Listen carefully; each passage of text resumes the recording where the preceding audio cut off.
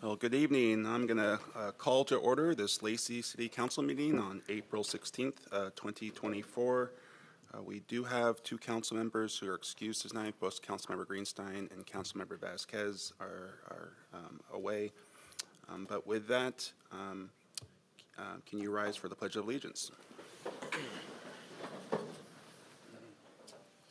I pledge allegiance to the flag of the United States of America and to the republic for which it stands, one nation, under God, indivisible, with liberty and justice for all.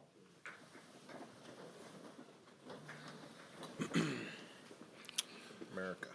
Before we get started, I would like to acknowledge that we, the City of Lacey, are on the ancestral land of the tribal people of the Treaty of Medicine Creek, including the Nisqually Indian Tribe and the Squaxin Indian Tribe. With that, can I get a motion to approve tonight's agenda and consent agenda? Move to approve agenda and consent agenda items as published. Second. It's been moved and seconded. Is there any discussion? Seeing none, all in favor of the motion signify by saying aye. Aye. Is there anyone opposed? Then that motion unanimously carries. We have an approved agenda and consent agenda. And first up on our approved agenda tonight is a reading from our poet laureate, Cynthia Pratt. I just want to say how great it is to see you, Cynthia. You look wonderful. Thank you. So, Mayor Ryder, Deputy Mayor Miller, and all the council members, thank you for allowing me to read this poem to commemorate National Poetry Month. So, before I begin, I would like to give just a brief update what I've been doing as both a poet laureate, but also as a poet. The first poem I read for you when I first was appointed a poet laureate was called Forest Walk. And so I took a chance and submitted it to Blue Heron Review. It got accepted. So that is in issue 17 of 2023. So yay. And then the Broken City magazine was having a theme on movies, and I had a poem on a movie, but I thought, well, I'll put something else with it. And just, even though it was a long shot, I put After We Have Said Goodbye, which is the poem I wrote for when our ex-city manager left. And it happened to have something about the Goonies in it. And wouldn't you know, they took that one, not the other poem. You can never tell about editors, so that's really weird. And so that's in issue 33 of 2023. The other thing, 2 years ago, I put together an event called Laureates in Lacey. And I invited the then Olympia Poet Laureate and also the State Poet Laureate, Rena Priest, and myself. We're all going to read. As it turns out, the event went on, but I ended up in the hospital, so someone read my poems. So fast forward, this was at St. Martin's, who provided a room for us, by the way. So fast forward to last month, I was standing in line with my Lacey Loves to Read book by the author to get it signed, and somebody was there helping and recognized me and said, I wish you would do that again, only this time be there, of course. She didn't quite say it that way, but yeah, okay. And I said, you know, I would love to, so although this is just in the very beginning stages, I'm looking at putting together something called Lacey Loves Laureates, and this time maybe having it in the train depot room there. And so stay tuned. I have not figured out all the ramifications about sound systems and things yet, but that's what I'm hoping. And I'm hoping the city, once I formed it up better, they would be willing to put it in the newsletter, which advertising would help. So thank you. So I'm going to begin with a poem, and I had been thinking about how I could write this. And I had been writing a lot of poems about different things, but a lot about love in general and all those ramifications. And so think about that. When you love someone, you love them pretty much totally, even with their little foibles and things that irritate you, right? So, and I thought, well, I would love to put that word in this title and see what I could come up with. So that's what my poem is about. And I'm going to just unclip this here.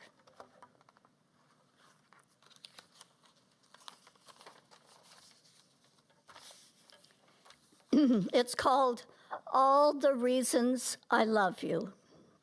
What is life if it is not home, the yard or street we live on, the neighbors that we know and don't know, but remember their curly brown-haired girl singing a school song with her mother, back now because of the end of the day? What is life if it isn't the cherry trees in full bloom around the corner from our street? Or that noisy muscle car, the driver's too fast, and you worry about the child not paying attention to her whereabouts? Still, it could be puddles pooling around the city's drains as we walk our 1/2-hour walk around the neighborhood. Hard rain not discouraging us, but a reminder that even uninvited, the dampness soaks into watercourses below our feet. Even the engineers balance the good with the bad, because water is ambrosia as we turn on our taps. Oh, city, and that I write Valentine's cards to, as if you were my teenage crushes. I know you are not perfect. Of course, there are potholes and cracks here and there that need smoothing, a few rocks to stub my toes against. Still, all I see are hummingbirds at the feeder, children joyfully skipping home, a playground filled with families, or those that come to a park to play baseball, a pickup basketball game, pickleball, or just enjoy the outdoors. What is love but this city with all its fullness, the quiet at night, the sun pushing up each sunrise to show off Mount Rainier, so close. The too busy bustle of vehicles, their drivers trying not to be late for work. Shops being opened at the beginning of the day, their keepers smiling as they welcomed their first customer. What is the full breath of life in this city, if not the hard knots of all lives? Those unfortunates needing places to sleep, those that struggle because of a lost job, or those coming home after being overseas in what conflict they have been sent. I offer you these words, O city, with its bumps and wrinkles, its glistening skin as if newborn, its model-perfect wedding day moments, and you with your old limps and kneaded canes. I ask you, and how can I not smile and laugh? You, my city, who has stood by me like love, an echo of good memories. I embrace you hard to remember your staunch shoulders that will be there for me when I need you. And I will always hold you tenderly in my arms. Thank you very much. Enjoy your meeting.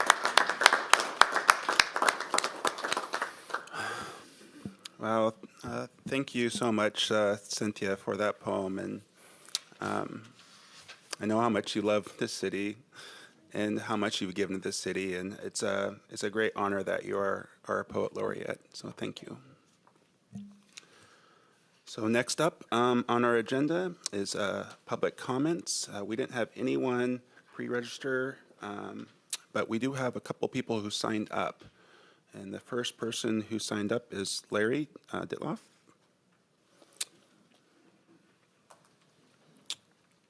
Can you please introduce yourself and say where you're from and keep your comments about 3 minutes? That's a hard act to follow, by the way. Yes.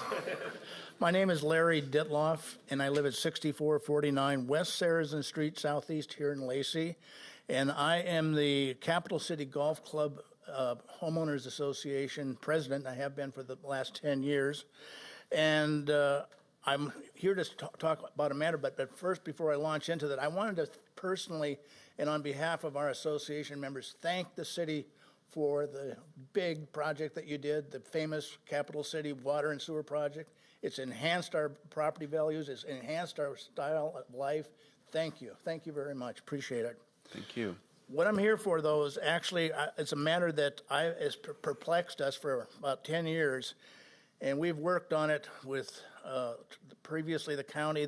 We didn't get much help there, but there's more. It's more than an eyesore. It's one of our houses, which I'm not going to name the address or the owner for obvious reasons, but they have two inoperable cars filled with garbage and accumulated junk, unkept grounds, and last year the HOA changed its declaration so that we could actually go onto property that was in non-compliance after due process and clean up an area. We spent $2,500 trying to clean up this lot somewhat, so it was somewhat presentable. It's better, but far from perfect. And we found rats coming out of a lot of places. It's maybe the council's aware of this because the fire department has been there and they had to go in to extinguish a fire inside the house. We're amazed that it's wall-to-wall stuff, newspapers, books, garbage, and things such as that. I know that the code enforcement people are aware, but I at one of the HOA meetings that the city conducts, I did talk to them briefly about it. We've actually fined this house $55,000, and they have paid it. And they could have fixed up the house for that kind of money. But our attorney advises us that if they keep paying their fines, there's really nothing more that we can do to make this house compliant. But the house remains an eyesore and a health hazard. The recent more complaints about health issues with rats. The lady across the street complained about rats. And we're also very concerned about the person that lives in this house. It's a single woman that I think has some issues. I've spoken to her a couple of times, and we're concerned about her well-being. We just wanted the city council to be aware of this situation and would hope that the city would think about municipal code violations. Obviously, there are some. I just named a few. And I'd be more than happy to name this person if you would like. Obviously, you might need it. I also brought with me a portfolio of photographs. I don't know if you want to look at them. I can give them to the mayor. Thank you. And that is about all. I just wanted to make everyone aware that we had this situation. We're working to try and correct it. We need some help. Okay. Thank you for coming and speaking to us, and we will pass this off to our legal department, and someone will get back in touch with you, and then we'll see what we can do to help. Next up is Larry number 2, Larry Taylor.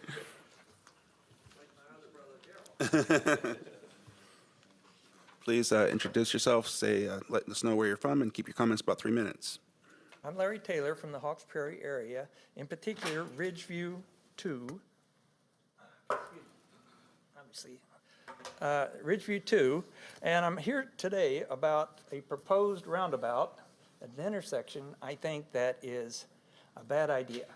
So just to tell everyone what's going on, this is the Martin Way, Deutero, Meridian intersection in Hawks Prairie. And this is from Intercity Transit, and they have a proposal to put a roundabout in here so their buses can come down, go around, and then put a bus transit area over here. The problem is, there's 5 lanes here, 5 lanes here, 3 and 3. It's too much traffic for a roundabout. Now, not everyone knows roundabouts have their limits. You know, if you listen to civil engineers, traffic guys, they will say, roundabouts are great. They slow traffic. Accidents are just fender benders. You have fewer T-bones. But let me just compare it for you for Marvin, Britton Parkway, Willamette roundabout. They put over on Marvin when you go north. And it is so bad, when they first opened it up, I knew several people that had an accident there quickly. Because, well, one, people weren't real used to driving roundabouts, but of course it's been a learning experience. But my wife was hit there, driven all the way up onto the sidewalk into a sign. Not only did she get hit from the left, then she got hit from the right. She was in shock. She called me. I rushed over, and the cops said, this is really bad. They got to fix it. They need to put it back to stoplights. Hasn't happened. Probably not going to happen. What did they do to fix the problem? I mean, an accident a day was what the officer told my wife. And they put in a relief lane, so you can actually go from Britton Parkway to Marvin, from Britton to Marvin without getting into the intersection. Why? Because saturation. If you take a look, and I've obviously done some research to prepare for this, but there's a roundabout informational guide from the Federal Highway Administration. And it's 277 pages. Just to mention, though, in Chapter 4, they talk about all these equations, statistics, but there are problems like the one on Marvin, Britton, and Willamette, where it actually is saturated. There's a capacity, and at 85% of capacity, it becomes saturated. Things start backing up. People take chances when they shouldn't. Our vehicles are much bigger. In here, they talk about Britain, France, Germany, about their statistical analysis. Well, our pickup trucks are about 3 times their size. So just be aware, sir, that I would like to advise the council to please take a look at this. I know back in December, they endorsed this roundabout, which is from Intercity Transit, which I thought they drove buses, but now they're getting into the traffic business. So please, I would request you withdraw your support. I have about 35 to 40 letters. May I pass them to you? Yes, please. Thank you. So this project that you're talking about is a intercity transit project and a county project. So the city of Lacey is not directly involved, but what we can do is maybe get a briefing on it, so we can get a little more information, and then we can be able to pass along your concerns and see what information we can get for you. Thank you very much. Well, I've already addressed the Board of County Commissioners today and 2 weeks ago. Okay. So today, they brought in the Public Works from Thurston County, and they addressed my concerns from 2 weeks ago. But I am collecting letters from folks in Ridgeview 1, Ridgeview 2, Nisqually Bluff, and Stellacum Ridge. The biggest problem is, as we traverse out of Ridgeview Drive to go right and down the hill to I-5 on Martin now, or left, we won't be able to do it, because instead of these pauses in the stoplights where we have the ability to turn, it's going to be in a roundabout. Of course, there's usually continuous flow. Yes, sir. Okay. That's going to stop us, so thank you. Thank you. Thank you for letting us know. Is there anyone else wishing to address this council? Seeing none, then we'll go on to our next agenda item, which is under proclamations, which is the Child Abuse Prevention Month. City of Lacey official proclamation. Whereas the City of Lacey recognizes our future rests in the hands of our most vulnerable and cherished assets, our children. And whereas all children deserve to live in a safe, stable, and nurturing environments which promote their healthy growth and development. And whereas child abuse, neglect, and other trauma are recognized as serious public health problems affecting both the current and future quality of life in our community, and whereas it is the responsibility of our community to ensure parents, caregivers, and other adults who influence the health and well-being of children have the support, knowledge, and concrete resources necessary to ensure all children thrive to their greatest potential. And whereas effective child abuse prevention strategies succeed because the partnerships amongst agencies, schools, religious organizations, law enforcement agencies, health care providers, and the business community, and whereas we, as City of Lacey residents, continue our commitment to protect all members of our community and call upon everyone to join together to increase public safety and prevent further abuse and neglect of our children. Now, therefore, I, Andy Ryder, Mayor of the City of Lacey, on behalf of Lacey City Council, do hereby proclaim the month of April 2024 as Child Abuse Prevention Month in the City of Lacey. And I encourage all community members to increase their participation in efforts to support families, thereby preventing child abuse and strengthening the community in which we live. Signed by myself, Mayor Andy Ryder, on this date. And is Shelley here? Oh.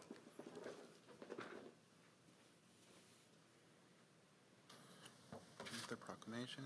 Thank you. Thank you very much. May I say? a Yes, couple please. things? I'm Roger Jones. I'm the Community Engagement Director for FES, Family Education Support Services. And on behalf of our agency and Shelley Willis, our Executive Director, we appreciate the Council's and Mayor Ryder's acknowledgement of Child Abuse Prevention Month. This is a national Child Abuse Prevention Month in April, and we appreciate every year you guys have done this for us.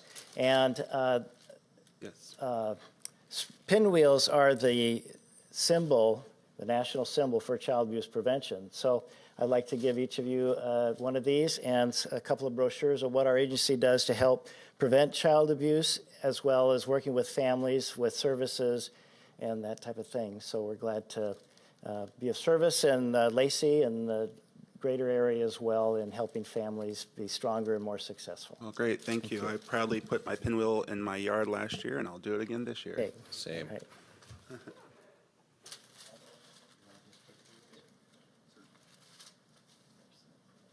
Thank you so much. So next up on our approved agenda is the city manager's report.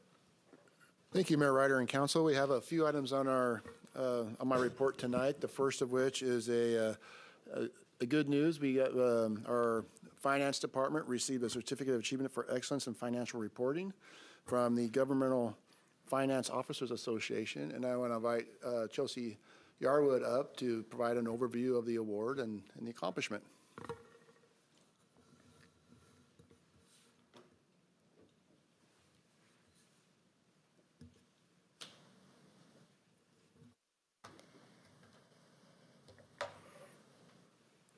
Good evening, Mayor and City Council.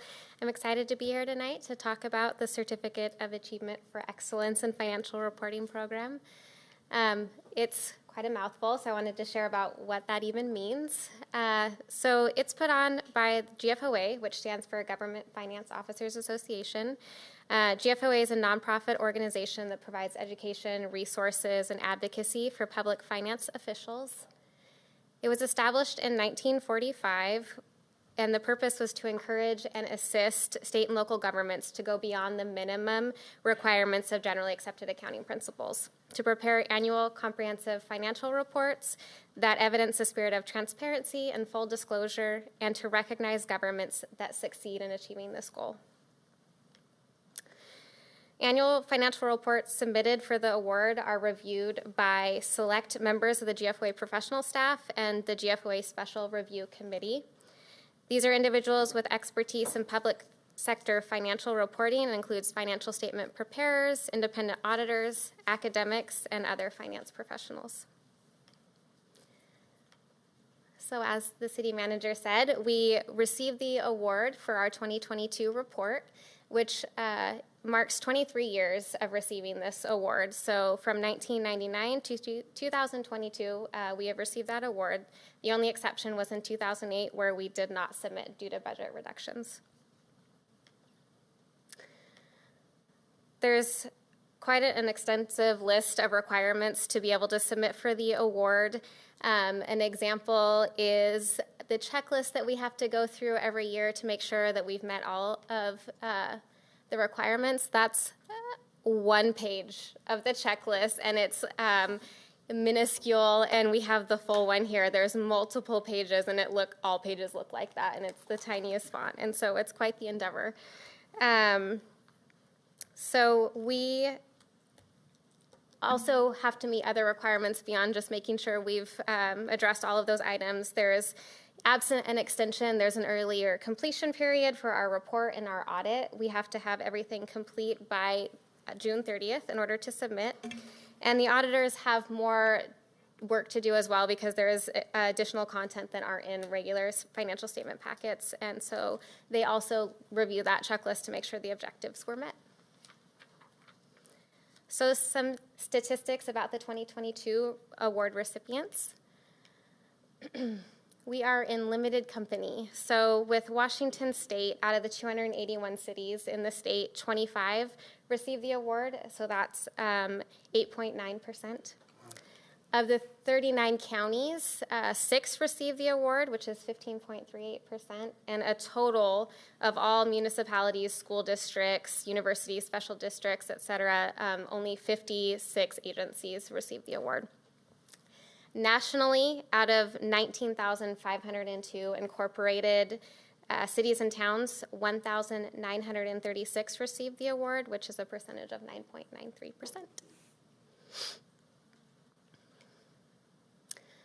So receiving this award provides a good opportunity for some acknowledgments.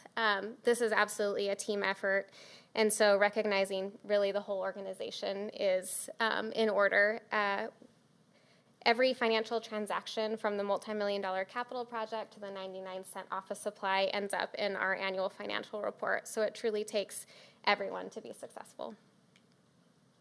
I also want to recognize the finance team. They're directly involved with the audit and our actual financial report. And I provided a picture for you here. The only person missing, this is our accounting division, the only person missing is someone who's on a much-deserved vacation. So they all contributed in one form or another, whether it be assisting with our reporting process, proofreading, math checking, or helping to respond to really in-depth audit requests. And specifically tonight, Marika Thomas and Alex Turcott are in the audience, and they are a pivotal part of our financial statement prep team. We're all in the throes of preparing our 23 statements, so I'm really grateful that they were able to be here tonight, so thank you both. As an aside, non-accountants probably don't realize the blood, sweat, tears, and countless hours we put into this process every year, so definitely appreciate them. And I'm also excited for the rare opportunity to be the one standing here because so often it's Troy or Christy that are providing props, and I just want to take the opportunity to recognize our finance leadership because they're with us side by side and have very pivotal roles in making sure this project gets completed. So kudos to them and thank you to them. And of course, in closing, I want to thank the city manager and city council for authorizing this award in the annual budget. It requires a couple $1,000s in extra audit fees and submission costs to be able to even put in for the award. This program fosters our transparent approach and increases our accountability to citizens. It also contributes to our strong bond ratings. So thank you very much for your support with this initiative and celebrating this achievement with us. That's all.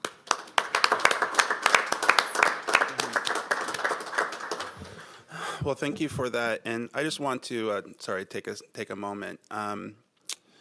This was a great opportunity to obviously thank the finance and the whole team that's doing this. But I think to me, this means something even a little bit more. It's the fact that our city is willing to go the extra step in almost everything that we do. That really makes Lacey the amazing place that we live in. Whether it's from our police officers being certified and having the best possible training, where our finance department going the extra mile and improving this. I mean, it really does make a difference in our community. And I am so proud of our whole team effort that we have here at the city. So, for me and the council, thank you for everything you do to make the city of Lacey so wonderful. And it doesn't go unnoticed, and we definitely appreciate it. Thank you, Mayor. And next on the city manager report, I would like to invite up Trent Lougheed, our utilities engineer, who will provide the background on a contract award that's come before council. Good evening, Mayor and Council. Tonight I am bringing forward a recommendation for award of the S10 generator well pump and site improvements project. Source S10, which means source 10, is designated well 10 in their water system. It is our largest producing water source in the southwest corner of the 337 pressure zone. Currently, the site is not equipped with a standby generator, and it can't even be utilized. We can't even utilize our portable generator because it's not set up for, hauling a generator out and plugging it in and getting everything powered up. So that is an issue that we're trying to resolve with this project. Also, the well pump that is existing at well 10 is in kind of an outdated inline shaft pump. Right when the well was first drilled and put into use, we were getting our water rights to about 800 gallons per minute. Throughout the years, it's now down to about 675 gallons per minute. It's old, it's not very efficient, so this project addresses those two main issues and then also some other upgrades, which I'll talk about in a little bit. So that will bring us back up to the 800 gallons? Yeah. Okay. The project was out to bid for about 6 weeks. We opened bids on April 2nd. We received 2 bids. The low bid was McClure & Sons. They're out of Mill Creek. Their bid was $1,367,555.30, which was just a couple thousand dollars over the engineer's estimate of $1,364,338.90. This project is going to take about 150 days. We're hoping to get started in May, assuming everything goes smoothly. So what this project is including is providing a permanent on-site generator, diesel-powered. And then, like I said, the existing well pump is an above-ground inline shaft turbine pump. We're going to remove that and install a submersible pump, which will allow us to achieve the higher capacity and what our water rights allow for. It also is going to provide electrical, telemetry and instrumentation and control upgrades. The system out there is kind of outdated. I mean, it still works, but we're going to update it to our current standards. And then we have associated water main, storm pipe, replacement of a vault that's out there, so we can have a hatch that we can actually open up and get down into it instead of having to duck down and our crews trying to work underneath a ceiling. And then, of course, site restoration. Now, this project, Source 10 or Well 10, is located off of Parkside Drive, right at the northwest corner of the intersection where you enter to Walmart and like Mod Pizza. Yeah. And all of this work is going to be done on site. Really no work in the right of way. We're not going to interrupt any flows of traffic or any significant impact. We do have a connection we're going to make with our storm pipe to an existing catch basin out on Parkside Drive, so we'll have to shut down the sidewalk to replace a section of sidewalk in order to make that connection. That'll be a very short-term impact to pedestrian traffic. So is it like in the corner of the parking lot there?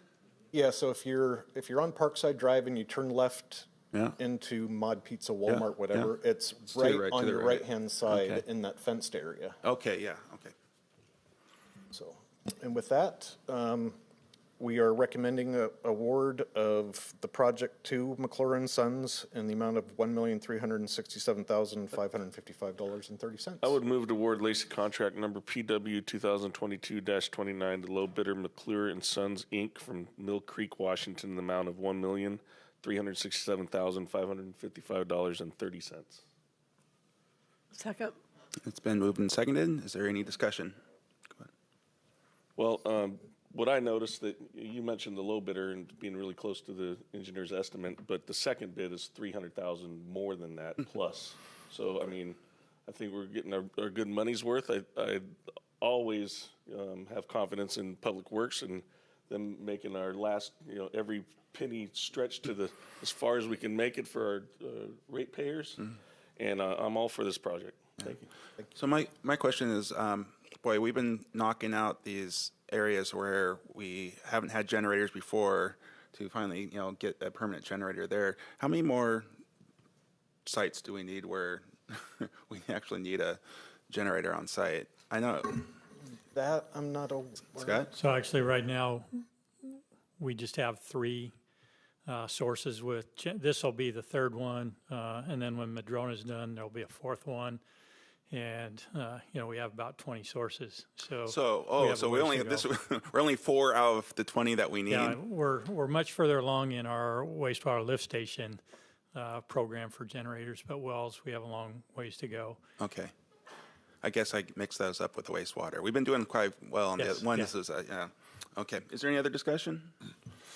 Then it's been moved and seconded to award this Lacey contract, PW 2022-29, to the low bidder. All in favor of that motion signify by saying aye. Aye. Is there anyone opposed? Then that motion unanimously carries. Thank you. All right.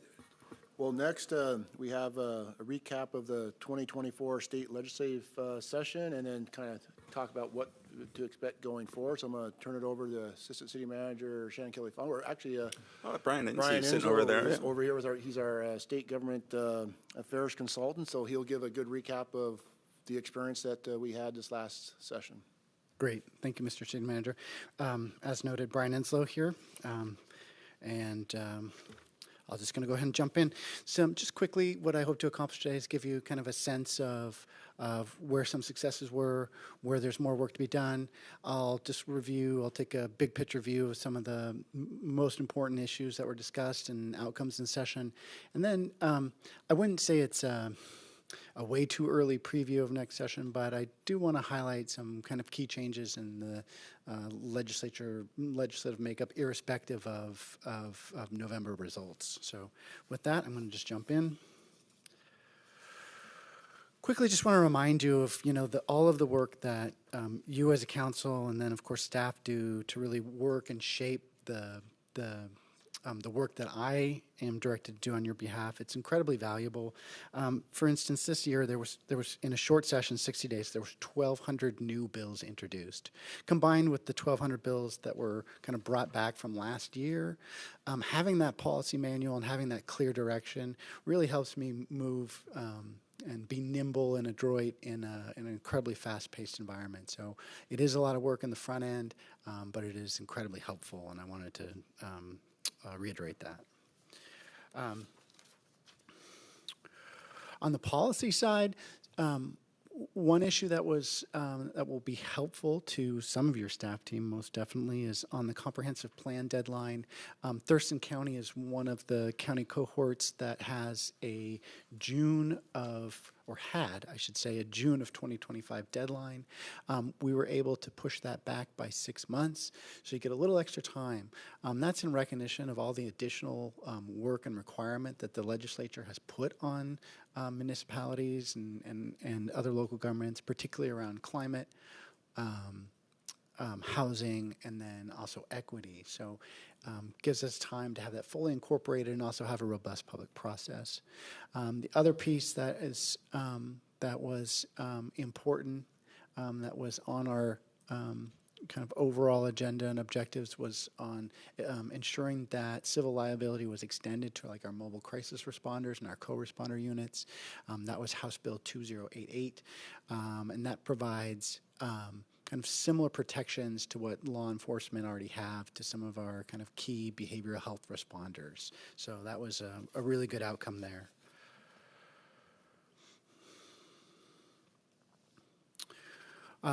There were a couple of other policy bills that passed that expanded the eligibility. The first bill actually says law enforcement, but it was civil service broadly. So for individuals that are in this country that have the deferred action for childhood arrival status, that while it's currently being litigated, this bill allows for us to for local governments and state to move forward in hiring individuals as that as their legal status continues to be appealed, and so we have the opportunity to move forward with them in the hiring process. Likewise, House Bill 1530 allows law enforcement agencies to consider individuals who are here under lawful permanent residencies. I think some people would think of that as an individual with a green card, but that's an individual who has a legal right to be here, to work, to own property, to buy land, to be part of the armed forces, etc. That gives them also then a clear right to move forward in the hiring process. And the reason why I'm saying it in that kind of awkward way is to ensure that, you know, they have the same right as other individuals. However, through the hiring process, there might be reasons why that individual is deemed not appropriate to be hired. So that's kind of the term of art and why I'm saying that in a little bit awkward manner. Some of the work I do is on the defensive side, and I wanted to highlight some of those things that we were involved in a pretty significant manner. There was a piece of legislation, 1304, that had to do with kind of some of the code and the regulatory of the city and how we balance public safety versus the safety of private property. And so there's this electric fence technology that's different than the cattle fence you might be thinking of, and it's to protect like warehouses and auto dealerships and things like that. And the bill that was put forward was by the companies themselves, and it would have preempted our ability to ensure that there was, sufficient safety and a sufficient fence that ensured that that individuals weren't inadvertently put at harm. So we were able to stop that. Senate Bill 5059 was around interest on tort litigation, and it would have started the clock sooner. So the way the current law is now is once we're informed of an issue, that's when the clock starts. But this would actually start it before we even knew that any potential issue was out there. So we were able to work that. And then also on tax increment and financing, that was a relatively new financial tool for Washington. We were one of the last states in the nation to put it forward. It was enacted last year. I think as we were moving through in the process, we realized there might be some additional opportunity to strike a little bit better balance between our other local government partners, particularly like fire districts and hospital districts. So this builds on the mediation process that's already in there and the mitigation process that's already in there, and just it assures that to the extent if you can't come to an agreement with for local government mitigation, that there is a process to move forward on that stalemate. Our capital outcome was, I see that she struck the language, and I appreciate why she did that. It was modest at best, and historically, Lacey has done very well in the capital budget process. I will say this was a uniquely limited session where very few resources were available. Usually, for instance, last year, in what's called like the member bucket, the kind of the allocation that's given to a district in order to fund some local projects was around $2 million per district. This year it was originally only $100,000, and then ultimately was like roughly $300,000 per district. So not a lot to spread around. We were successful in getting around $50,000 for kind of planning and designing of our emergency coordination center. I think more than anything, this was a win in some of the education and messaging. As you know, we were not late to the game, but certainly the opportunity around our emergency coordination center and our was evolving as we kind of move forward with our training center and things of that nature. So, and then Also on this slide, I highlight we're going to continue to need to advocate for more sustainable resources for supporting the operation of not just the housing we currently have, but the housing we'll need, especially when we think about kind of the hotel motel and the shelter that we're operating or that's being operated in Lacey. So some success there on the Housing Trust Fund, some success on the document recording fee being backfilled. As you know, the real estate market's been down, so REIT's been down, and document recording fees have been down. So the state was able to backfill some of those, but still more work needs to be done on securing kind of long-term financial support for housing and supportive housing. Kind of lastly on the accomplishments, House Bill 2195 takes an existing grant program that had pretty limited opportunity. So, for instance, an applicant could get like up to $20,000 total for like design, $200,000 for a remodel, and like $2.5 million for new space. And this is for childcare centers. Last year's budget had around $5 million, and the largest in allocation in last year's budget was around $1 million, $1.1 million. This year, based on this new law that passed, we saw several new appropriations for child care centers, and I think you understand why I'm highlighting this, in the neighborhood of $4 million or more, and the total capital budget appropriation this year for this program was $27 million compared to $5 million last year. So I think that's something that's important to us to continue to track as we move forward with kind of the what we're possibly envisioning for this region as well. And then Basic Law Enforcement Academy, great news to report there. Up until this session, for every officer that the chief was putting forward and putting into the Basic Law Enforcement Academy for training, we were having to contribute 25%. And this eliminates that cost share and reverts starting in July of this year. As we send new recruits to the Basic Law Enforcement Academy, the state will pick up the full freight. And honestly, for the old heads like me around here who might remember that revenue from local tickets goes to the state. It used to go in a separate account called the Public Safety and Education account, which then was used to fund the Basic Law Enforcement Academy. So, and then about a decade and a half ago, they took that account and just rolled it into the state's general fund. So we were always paying for it and always have been.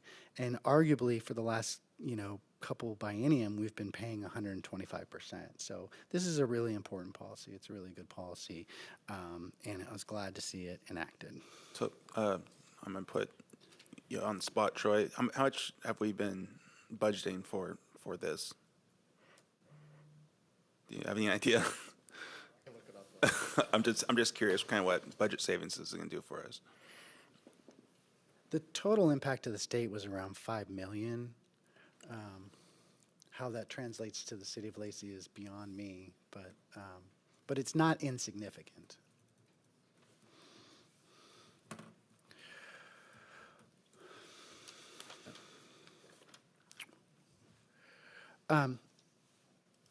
While Troy's continuing to look on that, and I'm sure he'll get back to you whenever he has the opportunity to. Before the legislature were 6 statewide initiatives, and the legislature had the choice for the legislature is to approve, push out to the ballot, or to provide an alternative that will also be on the ballot. And so those are kind of the 3 choices that the legislature has for any initiative that's before them. What they chose to do was to bifurcate the 6 that were in front of them, and they passed 3 of them that I will describe as kind of the most hotly contested policy items with limited fiscal impact. So the legislature passed Initiative 2111, which prohibits income tax. And I think most constitutional scholars will already suggest that you need a constitutional amendment in order to have an income tax authorized in Washington State. So I think that was like an easy give, if you will, for the majority.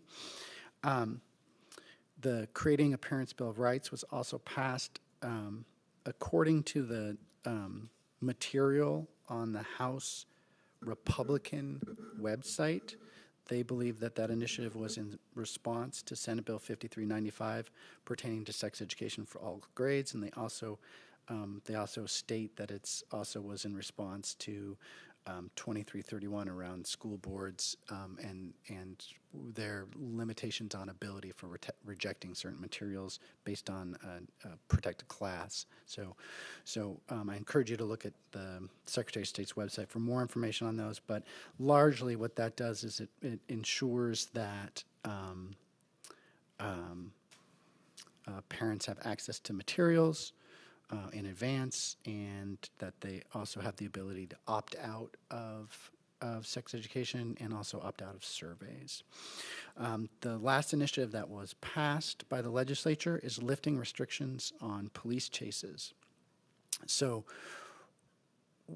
where I will say is this sets the law back before we started making changes in recent history, so before COVID, where jurisdictions have a fair amount of leeway to make choices, their own choices on pursuits. So the germane language is reasonable suspicion that an individual has violated the law.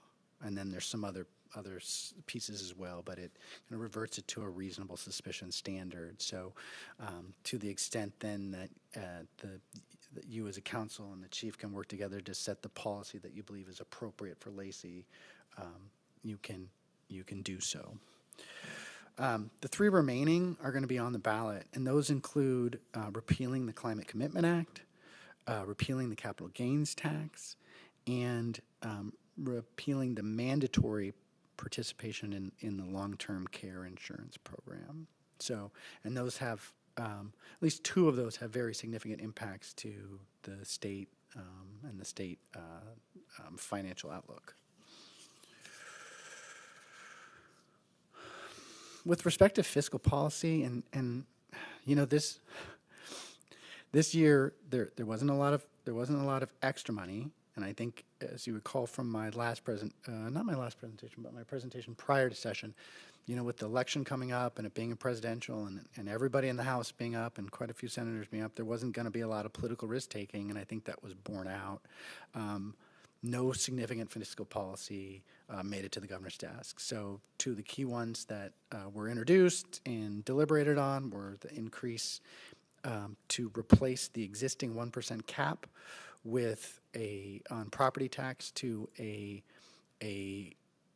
cap that would be based on inflation up to 3%. That didn't go very far. And then there was a proposal around what I would call a third quarter or an additional REIT. I'm sorry, not a third quarter, just an additional REIT. And the way the bill was structured was that it was a 1% on properties, what would call high value properties like $3 million or more. It also had a tax break for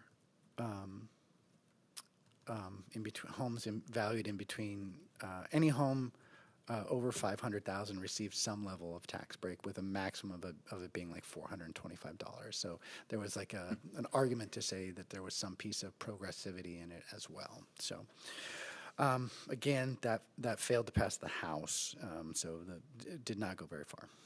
Was that 1% as opposed instead of 1.78, or in addition to? I'm not sure. In addition to. In addition to. In addition to. Great question. Yeah. So in addition to. Again, continuing this theme, not a lot of major policy in housing affordability. I think the hotly contested ones were transit-oriented development. There was also a lot of conversation around rent regulation. The House bill on rent regulation went as far as Senate Ways and Means, And I will circle back to this on my last slide, and so did the transit-oriented development went as far as ways and means. The TOD bill wouldn't have, as kind of currently envisioned and construed, does not have impacts to the city of Lacey and wouldn't likely not have impacts to the city of Lacey for the foreseeable future. The rent regulation bill would. It would pertain to any house or apartment, any residential structure more than 10 years since their certificate of residency. It sets you can't have any rent if the bill were to have become law. You can't do any rent increases in the first 12 months. And then afterwards, rent increases are limited to 7% annually. All rent increases would need a 60-day notice. Rent increases of more than 3% would need 180 notices. It also had some provisions around limitations on how much you could charge for like move-in fees and security deposits. Couldn't be more than the first month, a month's rent. And then also a limitation on late fees. There's some other components, but those were the major ones. One piece of housing legislation that did pass was House Bill 1998 that authorizes co-housing. So in any area that's zoned like 6 units, or 6 units, you would have to allow for co-housing. And the best way I would describe co-housing is think about like shared living space, like kitchen and bath. So on a floor, you would have individual like rooms to sleep and study or office or whatever. But then at the end of the hallway, you would have like a shared bath or a shared kitchen and things like that. So think of it as a kind of an additional piece of the missing middle and entries into cheaper living space and being able to That'd be accommodate. almost like some dorms. Yeah. Where people renting in rooms? Mm-hmm. So you would rent your within a co-housing structure. There's various ways in which you can do it, but if I were renting a unit in co-housing, then I would have my own kind of unique room and sleeping and living space, but kitchen, bath, shower, things of that nature would be shared spaces. Sure. So Like a military barracks with a day room.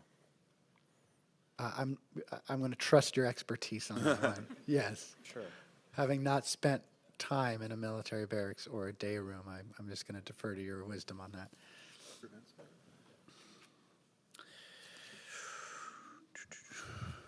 Would that also apply to like permanent supportive housing where they would have a common kitchen and individual living units? I think more specifically, it was just the requirement that every city, again, within zones of where you already allow like up to 6, up to like 6 units per lot, that you also allow this type of housing.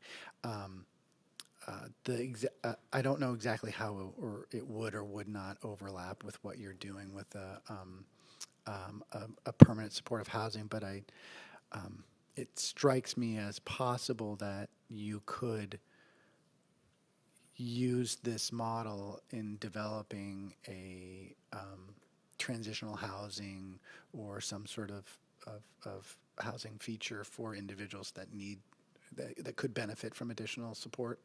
And that could be part of your model or of how you think about how to accommodate housing as many people as possible and at a lower cost. Yeah. Mm-hmm.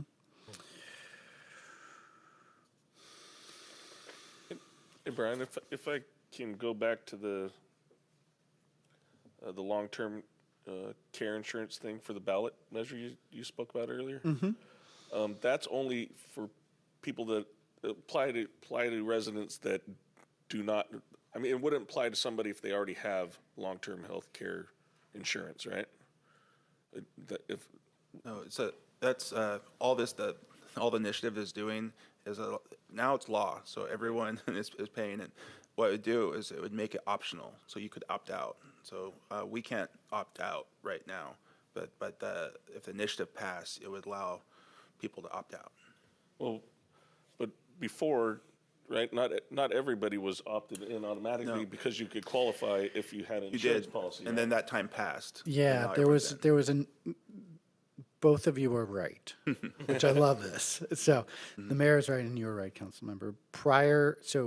After the initial legislation was passed, there was a window of time in which an individual could provide proof of individual long-term care insurance, provided that it met certain criteria, which would then exempt them from having to be in. But that window has subsequently closed. Yeah, but if you met that window, then that applies to you, Correct. right? Okay. Correct. Okay, thank you. Asking for a friend. Yeah, I'm asking for a friend. On climate and energy policy, just two quick notes. House Bill 2301 establishes some new grant programs related to food waste reduction and organic materials. And I think the biggest policy change is starting April 1st, 2030, organic waste collection service must be provided on a non-elective basis. So the difference there is under current law, you had to offer it, but now moving forward, you're going to actually just have to provide it. And so that is a difference. That is there. Up until this year, there had been some consumer choice on that. We were still going to have to be required to provide it if someone wanted it, but now it's going to be a requirement. And then House Bill 1012 provides a small little grant program. There's $1.5 million in the budget for this for communities to operate their either cooling centers or their warming centers or places of respite during extreme smoke events. So wanted to flag that. Moving on, there was quite a bit of interest in House Bill 1589. I believe a policy brief was provided to council a couple of weeks ago that outlined the major points of this bill. But just quickly, this does not, the bill as passed did not have any prohibition on either the expansion or requirement to elimination of natural gas. So that was a contentious piece of policy that had previously been in this bill that is out of it. What it largely does is it gives Puget Sound Energy the ability to combine their various generation plans into one and have that comprehensive plan kind of be bid at and to then help them kind of understand what's practicable and feed into the rate setting process. So it should provide a little bit more transparency for rate-paying individuals, as well as just some ease for the utility itself. The one piece that might directly impact rates is it does accelerate the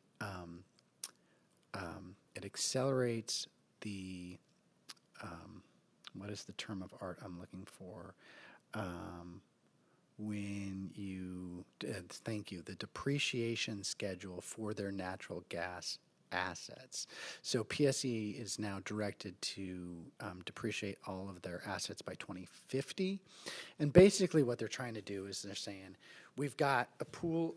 I keep hitting that microphone. I'm sorry, microphone. They've got this many individuals that currently have natural gas. And what they're seeing through time is that's getting smaller. So they want to pay for those assets sooner so they can defray the cost to as many ratepayers as possible. But by driving that date, the initial thing is that could I think reasonably assume for individuals that have natural gas kind of have a direct nexus to rates. What that actual impact is, it's hard for me to speculate, but logic seems to follow that by rationing down depreciation schedule, there will be an impact. But what they're trying to avoid is just, in 2040 and 2045, when there's only a handful of natural gas customers, them having to bear the full brunt of it. Got it. I have one question pertaining to House Bill 1012, Sure. the extreme weather. How much funding is going to be put in that grant program? So this year was only $1.5 million. Oh, that's not very much. So not a lot, but I'm optimistic by kind of creating a policy and creating a bucket that as we move forward that we might be able to fill it with a little bit more resources. But for this next upcoming year, it's $1.5 million total, and I assume I don't know what the parameters of the grant program will be since it's new. The agency has to set sort of policies, and I'm sure we'll be tracking it. But This is something that we're always trying to find dollars for, working with the county, trying to find dollars for our, specifically the, both cold weather and hot weather, where we're looking for to put people temporarily, and we don't have the dollars to do that. So it'll be interesting to see. I'm sure a lot of cities are in the same boat we're in, so it'll be interesting to see. Yeah. And then just a few select things. House Bill 1105.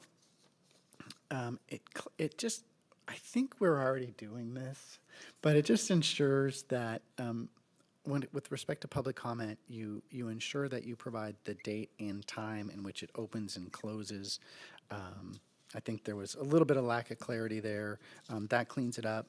Representative Barkas had an interesting bill on graffiti abatement, and there's $1 million in the Department of Transportation's budget to explore technologies like drone-based paint spraying, as well as some additional kind of identification and then corresponding like prosecution of individuals who are engaging in graffiti, and that's directed on I-5 and specifically I-5 and like Tacoma, Seattle area. But that's the pilot project, and if it bears fruit, then it's something they would consider expanding statewide. And then lastly, when I was here last, we did talk about that the LNI electrical inspector bill. Sadly, I was not able to defeat that bill, and it did pass. So the kind of alternative pathways that had allowed for some practical experience combined with higher education has been eliminated for the time being, but we'll continue to see if that's something that can be revisited. Lastly, there are over like 24 legislators who will not be returning. And notably in the Senate, we're losing Senator Hunt here. Representative Bateman has announced that she's running for the seat, so that then opens up a vacancy in the House as well. The current Senate Majority Leader, Andy Billig from Spokane, is not returning. Senator Kevin Vanderweg from Sequim is not returning, and Senator Mark Mullet from Issaquah is not running either. And part of the reasons I highlighted them, I'm calling back to the TOD bill and the rent relief bill. Senator Mullet and Senator Vanderweg were in Ways and Means. Mm-hmm. They were the no votes, the swing no votes on those pieces of legislation, and similar kind of what I would legislation of that nature. So irrespective of November and what may or may not occur broadly, either nationally or state level with November's results, it is more likely than not that we will see a shift to the left in the majority party in the Senate, because they are losing their kind of more moderate Ds. And so to the extent that they have a political composition that's more like what's in the House currently, and you think about what was able to pass the House, I think it's logical to assume that if everything else remains static, that some of the things that passed the House in the last couple of years but failed in the Senate are now more likely or have an easier path in the Senate. So it's something to think about. And that's what I kind of wanted to share as we do this kind of way too early preview of what's going to be on the table next session. And that concludes my remarks. I'm obviously happy to take any questions. Any questions? I'm trying to remember, well, so the RAP Act didn't Yes. pass. It did not pass, right? Correct. House Bill 2149, referred to as the rewrap this year, Oh, yeah. but it did not pass. It did not pass the House.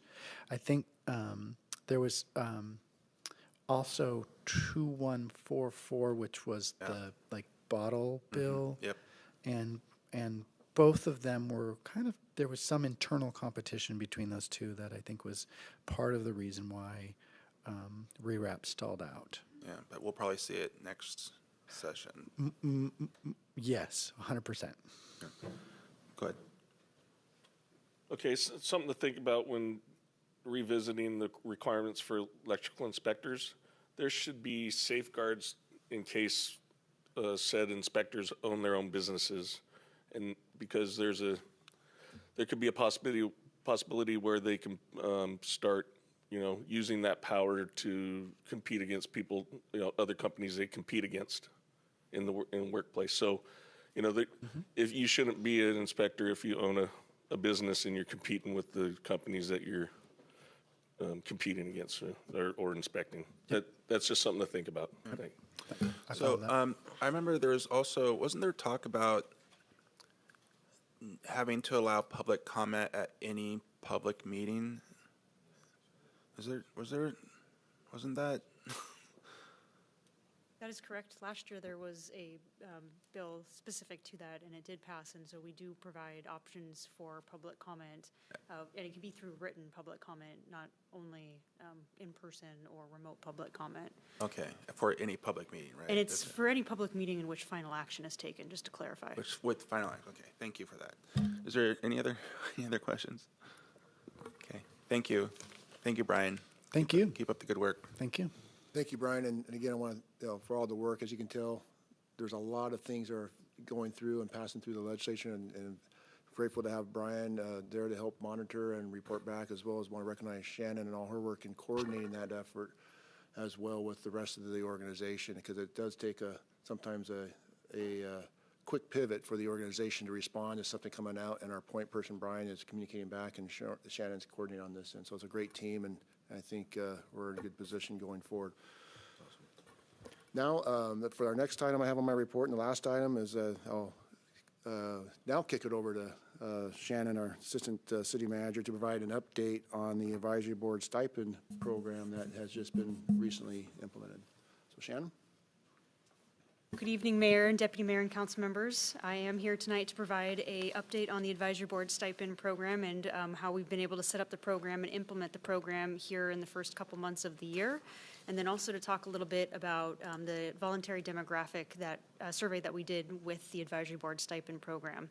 So we'll talk about the opt-in and the opt-out rate to the program. We'll go over the voluntary demographic data information, and then talk about some ideas for engagement and outreach as we're looking for future advisory board members here moving forward.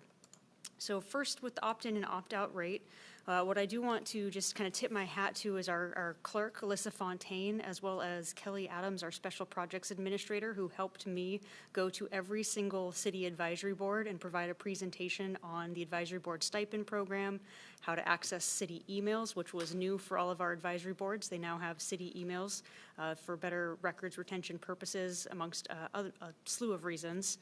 And then also to go over the demographic survey. So we hit every single one. And when we did that, we found out that around 51 volunteers who are on your advisory boards were eligible for the advisory board stipend program. We ran through this process for the first 2 months of the year, and by policy, currently advisory board members need to opt in within that first 2 months. We did extend it a little bit since this was the first year and it was hard to hit all of our advisory boards within that short period of time.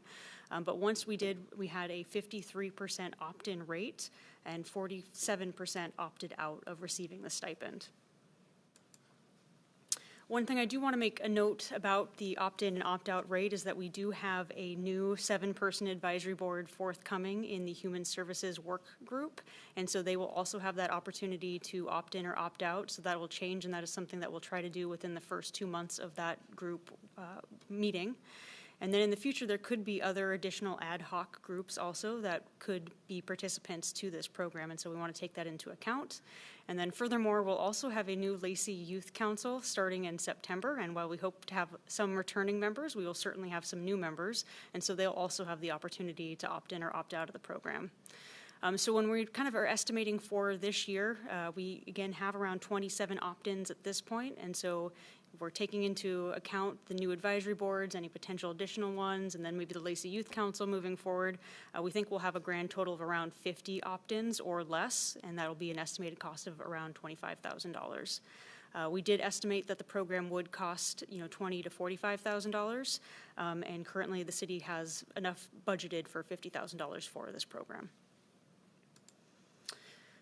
So turning to voluntary demographics, so in addition to asking our advisory board members if they'd like to opt in or opt out, we also wanted to collect a little bit more information on who was currently serving on our advisory board and what kind of gaps might exist to help us really plan for future engagement and outreach opportunities. So of the 51 eligible individuals to take the survey, we did receive 36 responses, with 15 not responding. Of the 36 that did respond, that is a rate of around 71% for response. But I do want to make note that just because an individual responded does not mean that they answered all of the questions. They were able to leave questions blank if they wanted to leave questions blank. So you'll notice in the next couple of slides that there is sometimes columns for blanks, and that is just individuals who did not fill out that particular question. So one of the first questions that we asked was, what is your age category? And what we wanted to do was compare this with all of the Census Bureau information and data to see how representative we currently were of our community. And so what you can see here on this particular graph in the dark blue is the city of Lacey. So that is the entire population of the city of Lacey. And then in the teal is what our city advisory board is made of. So you can see there are a couple of gaps when we're looking at this graph. Number one, the 0 to 9-year-olds. We don't have any 0 to 9-year-olds serving on advisory boards because as of currently, we don't have a youth council, and so that is to be expected. But one gap we did want to point out was our 20 to 29-year-olds. When you look at that column across the entire city, that's about 16% of the population. And of our advisory board members, we did not have a single person who took the survey who identified as being in that age category. I do also want to point out that the 10 to 19-year-old category is very well represented here in the city of Lacey on our advisory boards, and that is, of course, because of our Lacey Youth Council. The next question was, which best describes your racial identity? And if multiracial, you could select as many options as you wanted to. And so in the top bar is our advisory boards.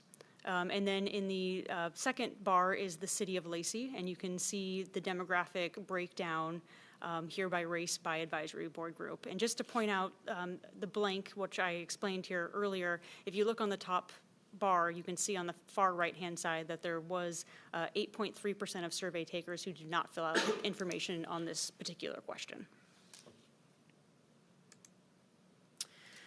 The next question was, are you Hispanic or Latino? And our population here at the city is about 12.2% who identify as being Hispanic or Latino per the Census Bureau, and our advisory board was 2.9%. So you can see there that there's a pretty significant gap in representation on our current advisory boards. The next question was, do you speak any languages other than English? If so, what other languages do you speak? You can see that the majority of our advisory board members did not speak any other languages other than English, with 27, although 7 of them did speak other languages, and a couple of them did speak several languages. The graph on the right-hand side, figure F, is showing what languages they did speak if they spoke other languages, and you could see that the majority of them spoke Spanish. The next question was, do you identify as a person with a disability? And you could select a number of options. These were all categories that were created by the Census Bureau. And on the top bar, you can see our advisory board, which you had about 76% say no, they did not identify as having a disability. And these are all individuals under the age of 65, which is, I think, important to denote as well. And that's how the census collects this information. So our advisory board had 24% individuals who did identify as a person with a disability, which is significantly higher than our general population here at the City of Lacey, which is 11% who identified as having a disability, compared to the 89% who did not in the community. The next question asked, what is your estimated annual income? And I did highlight on the left-hand side, the less than 100,000, and I think, again, just to note, this is our Lacey Youth Council members, which is to be expected. And then the rest is the distribution outside of the Lacey Youth Council members. And you can see it went up in increments of roughly $10,000 per increment. That's not how the census actually collects its information. So when we got this information, we had to kind of tweak it a little bit. And so we're going to do kind of a maybe a little bit of an apples to orange comparison with the next slide, and I'll explain a little bit more of why. And so what we're looking to do next time we send out this survey, which we're hoping to do annually with our advisory boards to see longitudinally over time what kind of impacts might be made with some of our outreach and engagement efforts. We will change this question to better reflect what the census actually asks for.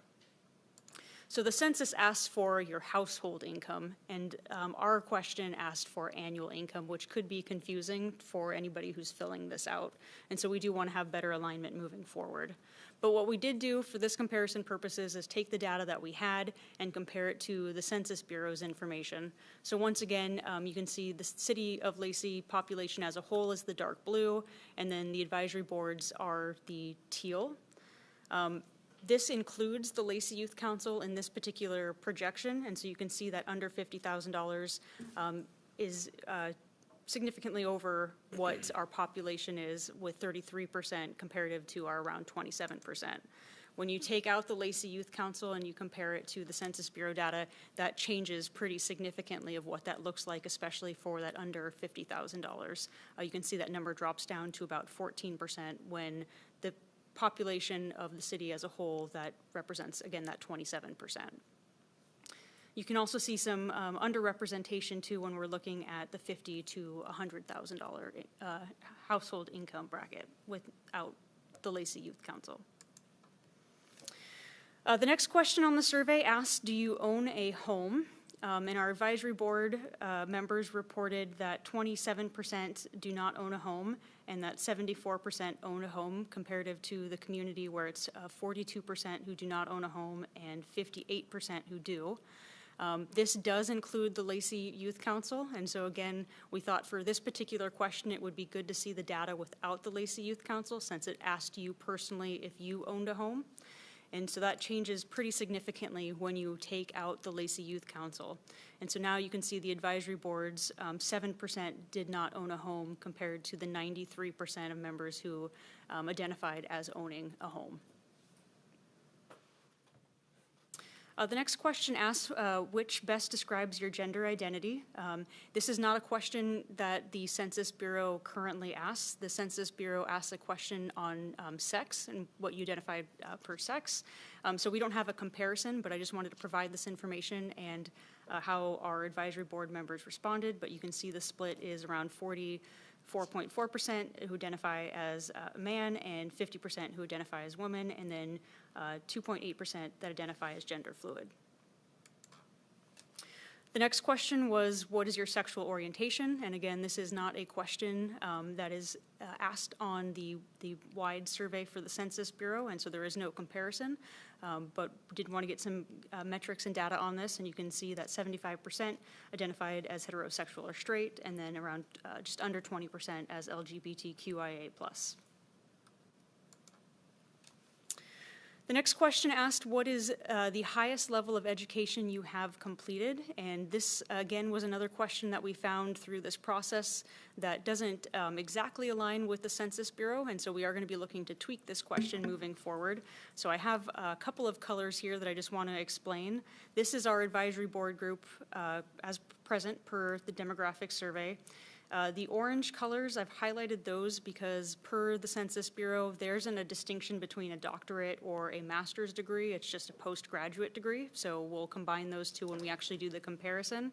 And then the final kind of unique color is that light blue color. We did ask about some high school, and that is again because we have the Lacey Youth Council, and that's not necessarily a question that is asked on the Census Bureau.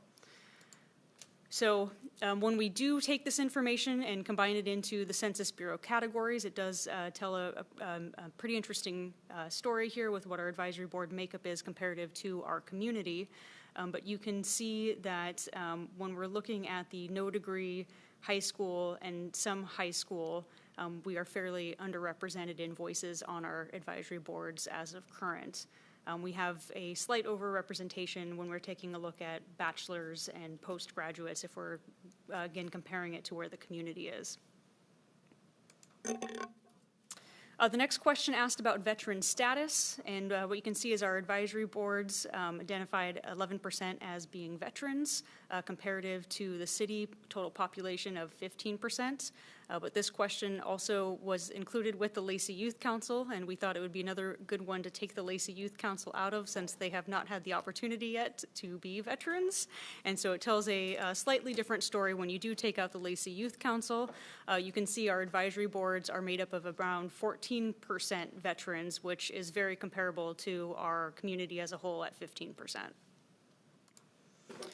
So through this survey, we did have a couple of key elements that we think are going to be very helpful as we take a look at, number one, our advisory board recruitment processes and how we advertise and do outreach and engagement for advisory boards here moving forward. And that is specifically thinking about ways that we can reach out to that 20 to 29 years of age demographic. Also individuals who identify as Hispanic, Latino, Latina, Latinx, and those who make under $100,000, including those who make under $50,000, renters, and then also those individuals with some college.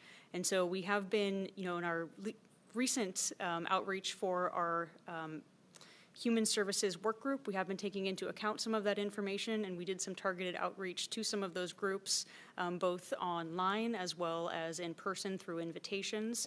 And so we're hoping, that we can continue to focus some engagement and outreach in these areas as we continue to look at advisory boards moving forward. So with that, Council, that is an overview of the Advisory Board Stipend Program and also the Voluntary Demographic Survey, and I'd be happy to answer any questions you may have on it. Are there any questions? One.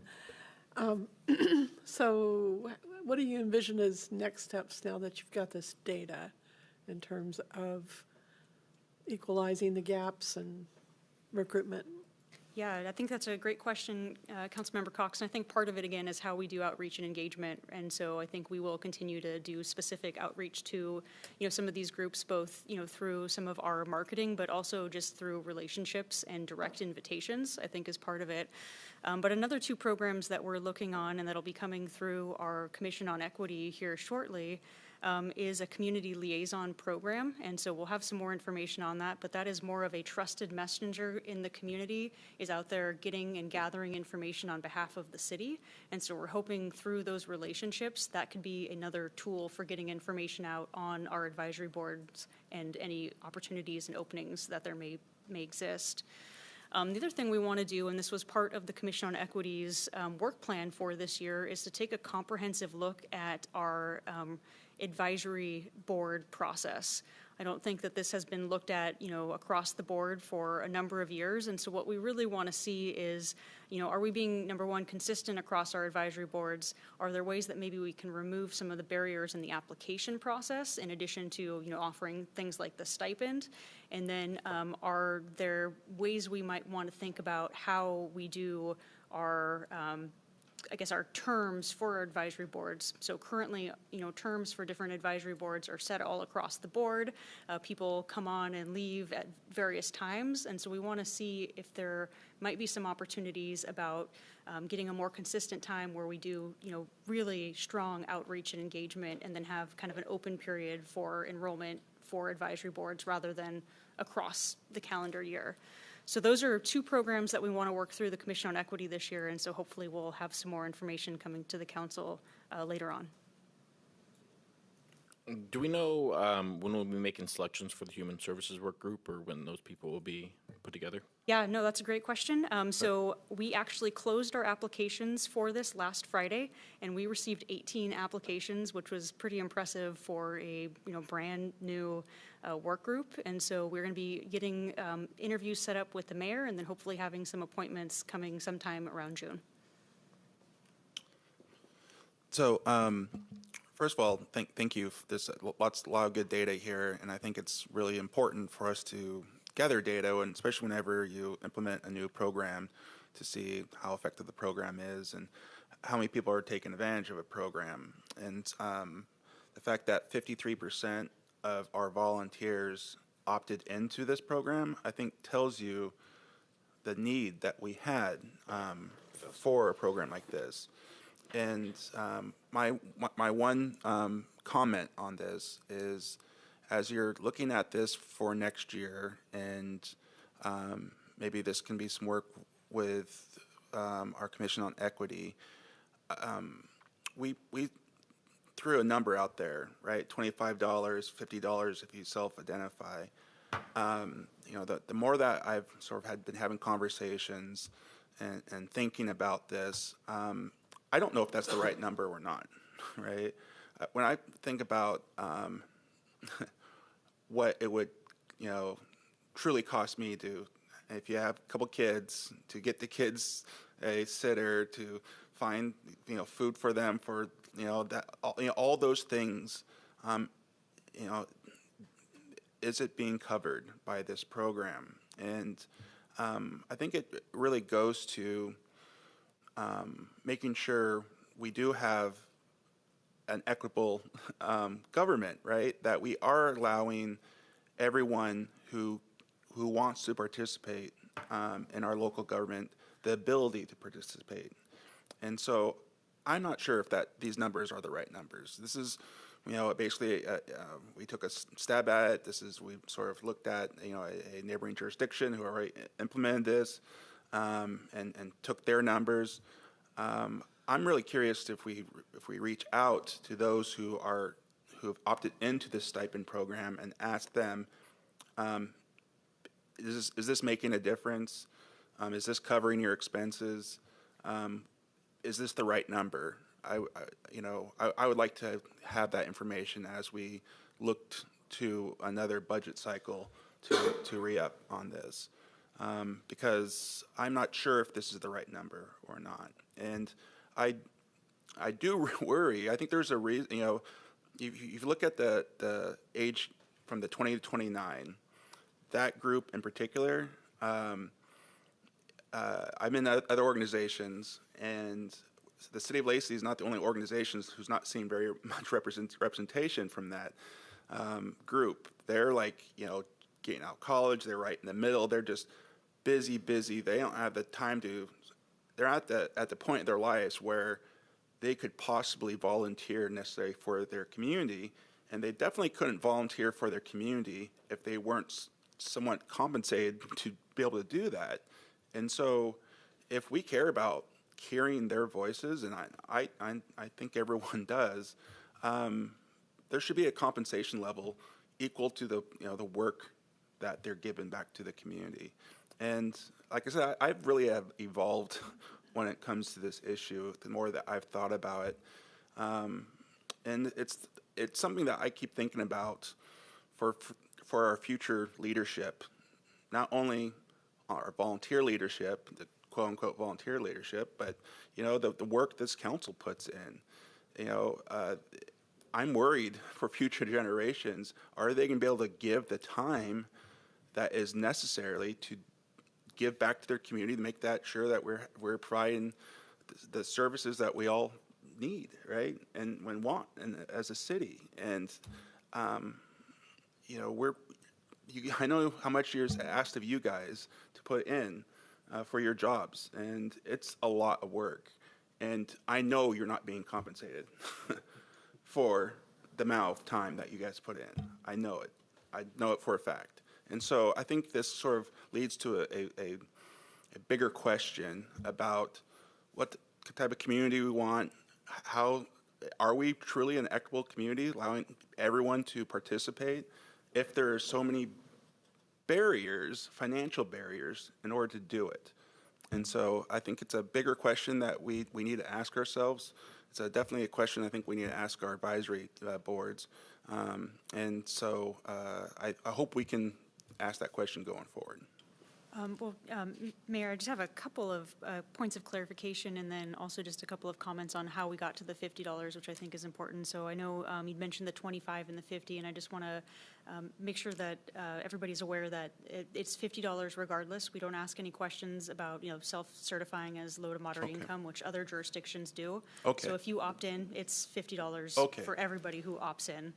And so we set it as $50, and part of it was because, in our research on advisory board stipend programs and volunteer protections, of the Volunteer Protection Act, which is a federal act, which basically says that you can receive money up to $500 and still get liability, the level of liability as a volunteer. And so that's where we set the $500 max, which every program participant who opts in, that is as high as they can get through this program. And so that's about 10 meetings a year, which most of our advisory boards meet, anywhere between 11 to 12 times, with the exception of, Youth Council, which can meet even more frequently since they meet twice a week, and Planning Commission as well, which meets twice a month, for both Youth Council and Planning Commission. Okay, thank you for that qualification. So there's a law that caps it at 500. Otherwise, it becomes a taxable event. Well, it just, again, it's a level of liability that they get protection from as volunteers. Okay. Another question? Yeah, I was just going to say, to kind of caveat on that, one thing I do like about this is the outreach and the advertising that it seems like you're doing, because I think especially in that age bracket too, the feeling of not really feeling like you belong at that table. And I really think, really promoting it and really doing stuff like this to show people not that they do belong, but that they should be there and we want them to be there. I feel that, I felt that coming into this. So I think that's a big step in it, is reaching out to those communities and making sure that, like, not just that we, want you there, but we need you there. And I think that's a big step in the right direction. I agree. All right, I'm just putting this out for food for thought, because I struggle with the volunteer thing and then getting paid. But then I think of maybe as it being a participating as compared to volunteering, because the ones with the biggest challenges is that group, the 20 to 29, or even younger, the high school students, where even if they have a car, they're paying high insurance, right? Thank God intercity transit's free, or that would be an extra added cost. There's some people, you show the demographic of who owns a house and who doesn't. So the ones that don't, that's also another hurdle. So maybe we can explore, not, staying under the limit of volunteerism, right? And more of a participating in your local government to give people more of an opportunity or less of a challenge, financial challenge to participating in their government. So that's, and everybody else, leave them at volunteering, the liability under $500 a year. Well, something to think about. Okay, any other questions? Thank you. Thank you, Shannon. And that concludes my report for tonight. Okay, we'll go on to boards, commissions, and committee reports, and I'm going to give my report next meeting. Deputy Mayor? I do have a couple quick reports. JASCOM met on April 8th. On that agenda, the committee authorized Executive Director Sarah Hawk to enter into a service agreement with Nisqually Tribe for animal services, not to exceed $75,000 for a year unless otherwise agreed. So this will give the tribe very similar services to what the jurisdictions receive here locally. And prior to this agreement, the tribe had no animal services to speak of. So this is new territory for them and a step forward for JASCOM, which includes, dogs, cats brought by the tribal police, and or animals, dogs and cats that are brought by appointment from a tribal member. So I believe that's going to go into effect immediately. Next, we kind of covered our space needs analysis. And the space needs analysis budget has gone from needed to go from $200,000 to $230,000 to cover some additional expenses. The board authorized such a move, and the increase is for public works engineering and appraisal and critical area evaluations. The current space is 8,000 square feet, and the space needs analysis suggests that that space needs to be 25,000 square feet. And so currently, kind of finding the right location is kind of a challenge in that, the areas that will be looked at, need to be not too close to residential, not too noisy because of sensitive animals. There's a list and criteria list of what needs to be there and not be there in order for this to be successful. Reaching out to other jurisdictions to see what lands they have available is step number one. We did talk about the county a little bit, having some properties, and we didn't talk about approaching the port, but that was something that I thought in my mind really needed to happen. I just forgot to bring it up at the meeting, but I think they would be a good partner to approach, as they are the jurisdiction with the most land in the county. Have you all approached Lot? Because they also have some available land. I believe someone did mention approaching Lot, Okay. and all the other cities. It was kind of we didn't want to get too rural because travel and distance and a couple other factors. So That's all. Yeah. Okay.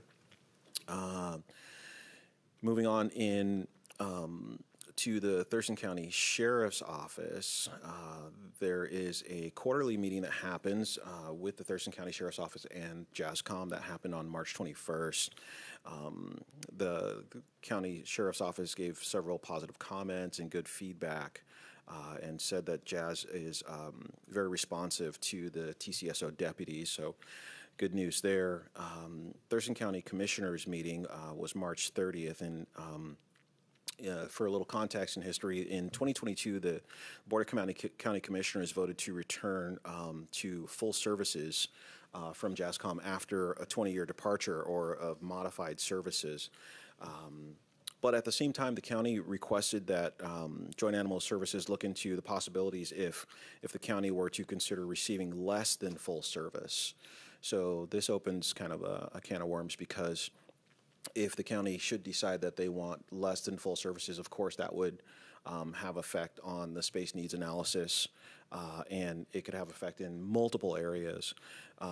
But just so that you guys understand and the public understands what JASCOM would be looking at if such a thing did happen, if the jurisdiction is unable to pay their full share, JASCOM will reduce field services to a commensurate level for that jurisdiction.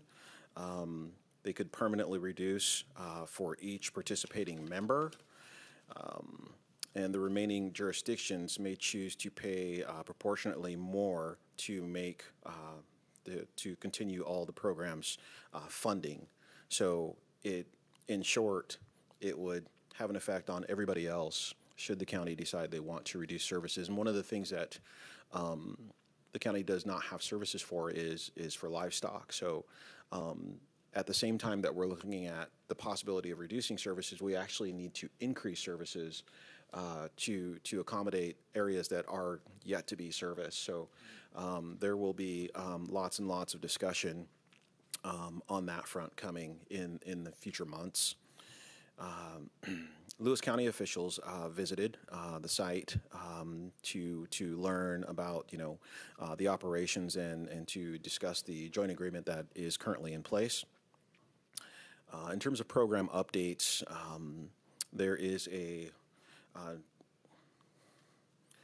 there's a program called the Unicorn Program, and it's kind of helps higher risk animals, especially dogs, to get housed. And so there was like a week-long training for that. JASCOM did receive the vehicle finally that they ordered in January of 2022.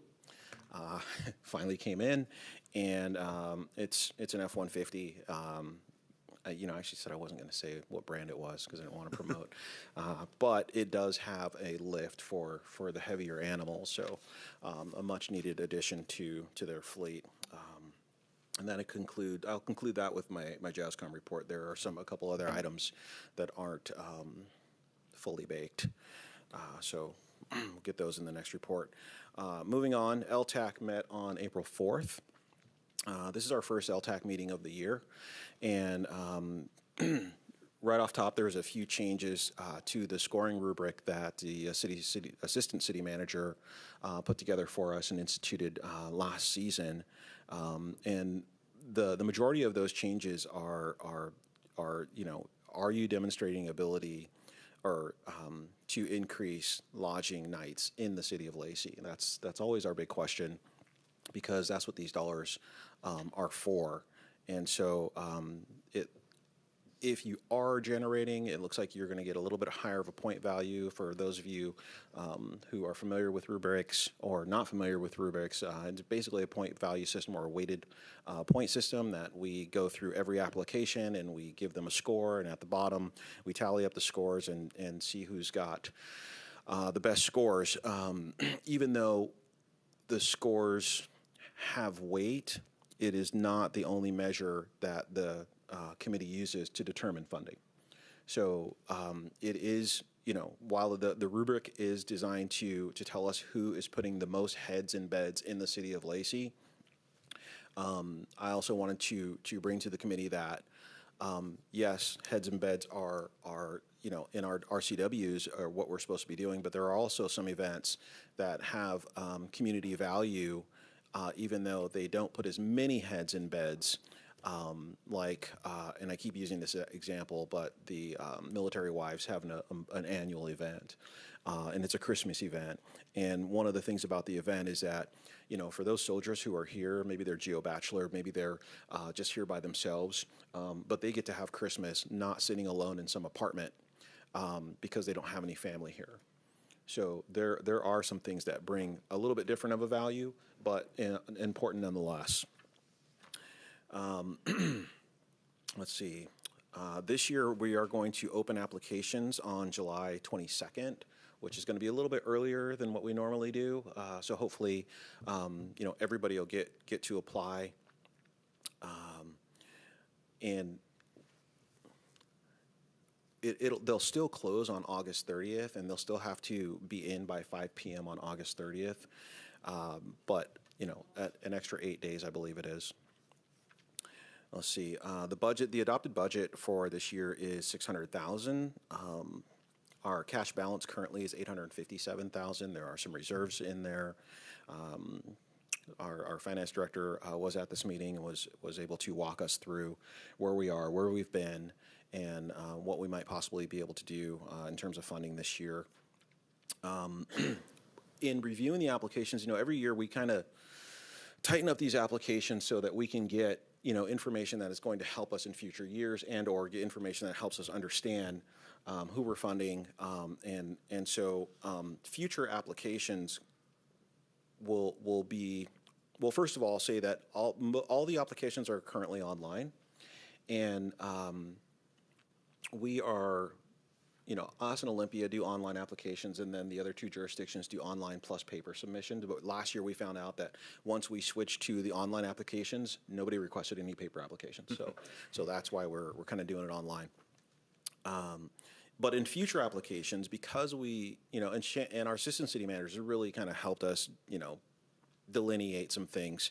But future applications will be broken into the event application, the operations and capital projects application, and the marketing application. So when you go and say which one you're doing, then it takes you to kind of an altered list of questions that are more directed toward who you are and what you're doing.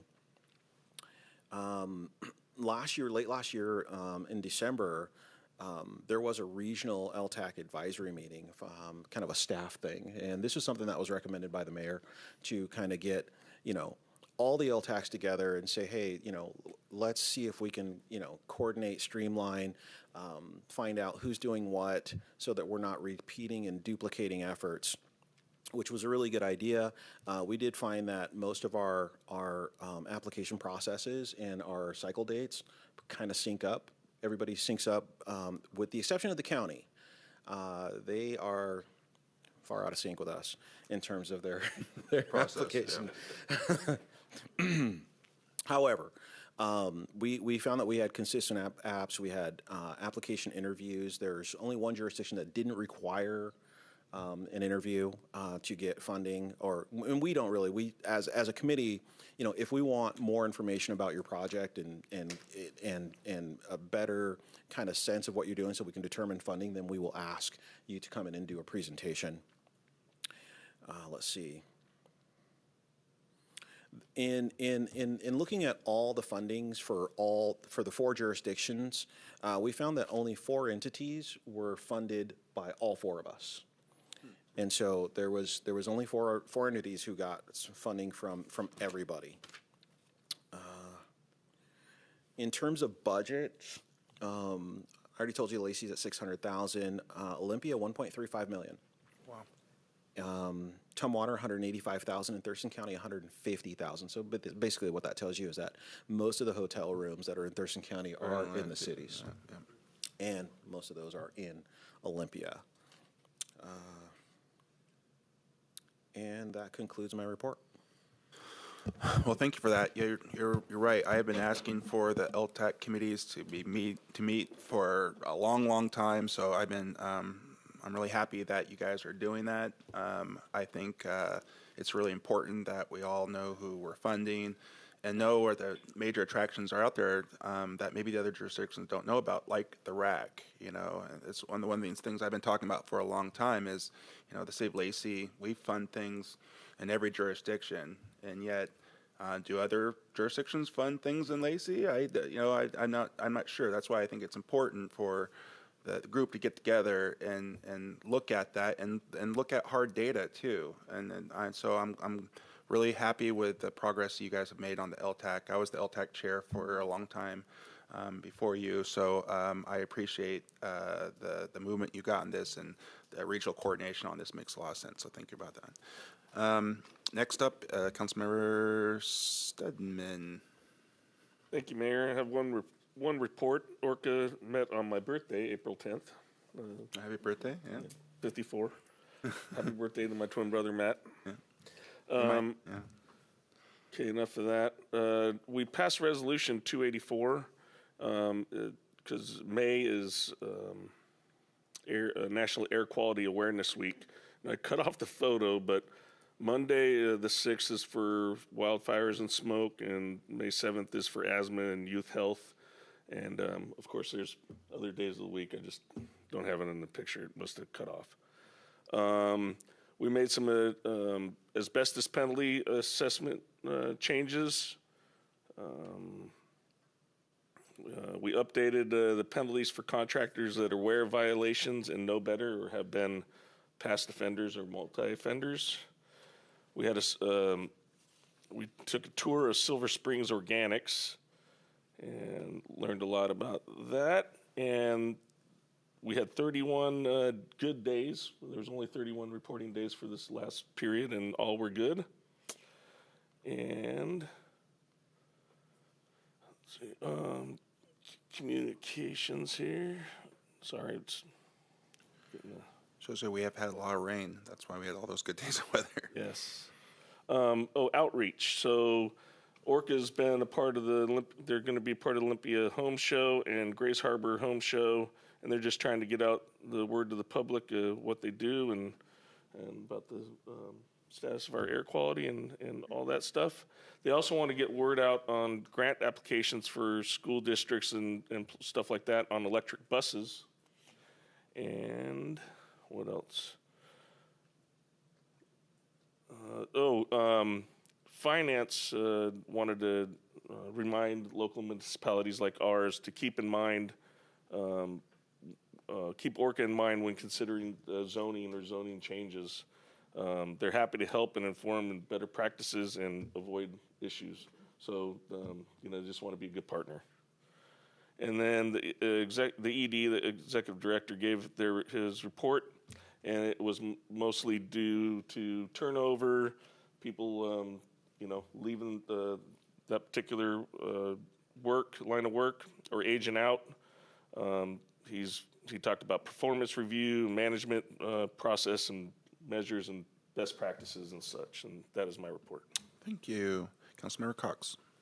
All righty. I'm going to give a report on the Thurston Climate Mitigation Collaborative's annual retreat. I was there as the alternate, and Councilmember Vasquez was unable to attend. So it was about a 4-hour retreat, and I really want to commend our climate coordinator, Lindsay Field, for her work in that. I think she represented Lacey very well, and I was very happy to see Vanessa Dolby stayed for part of it, and we chatted for a little bit, and she was pretty, it was very intriguing. Some of it was, like a lot to absorb when cold, but I think she was impressed with it.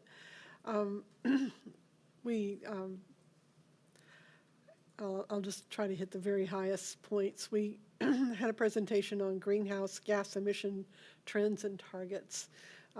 Targets are trying to eliminate, steadily decrease by 2050 by 85% from 2015. So it's an ambitious program.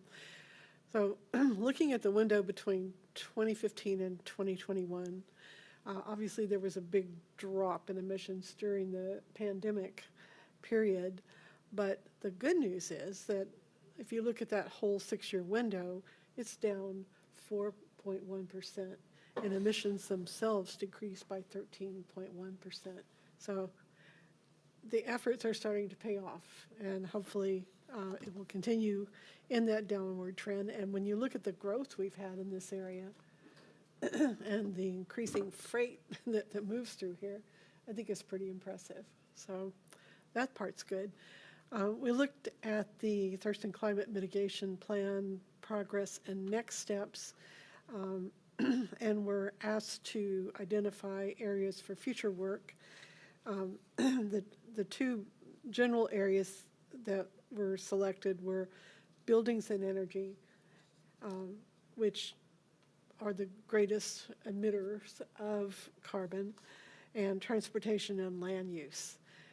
So after an exercise, we ended up in 2 camps and were quite unable to choose which one of those. So they're going to have to come back to us with what this could look like. If you went with buildings and energy and did things like our matching grant, our rebate program, in other words, and then, or if you wanted to go with a land use thing to set policies that support increased urban density and efficient transportation networks and reduce urban sprawl, what could that look like? And to help define it a little bit more. But staff was very clear, we're going to have to choose one of those because they're already overburdened. So we want to honor that. And then, let's see, the other report for Robin would be the Thurston Regional Planning Council, which met on the 2nd. We heard the report on the countywide industrial lands inventory.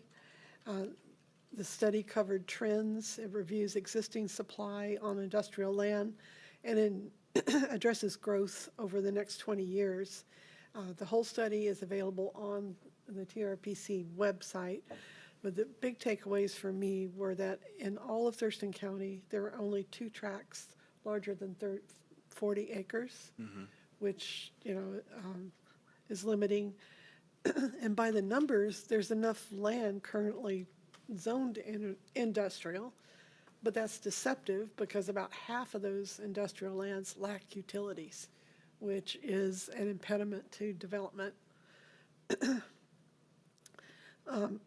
We took a look at the Unified Planning Work Program, and this is, it's required for all the state and federal programs we work on, and it's way too technical to get to here.